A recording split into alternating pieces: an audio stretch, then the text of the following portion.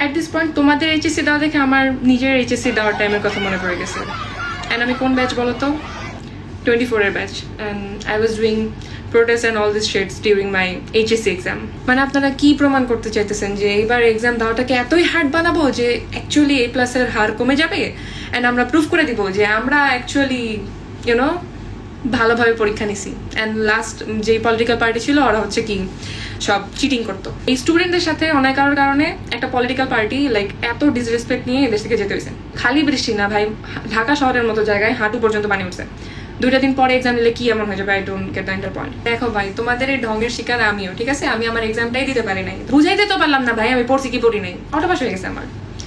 এই বছর আমি এক্সাম দিচ্ছি না, তবে আমার ছোট ভাই এক্সাম দিচ্ছে, এই জন্য আমি এই বিষয়ে লাইক এত কথা বলতেছি। ভাই আমি পার্সোনালি মনে করি এদেশের লাইক স্টুডেন্টদের যথেষ্ট পটেনশিয়াল আছে যদি তারা প্রপারলি গাইডেড হয় অ্যান্ড এইসব সিন ক্রিয়েট না হয় এক্সাম দেওয়ার সময়। হ্যাঁ, এগুলাই করো, বুঝছো?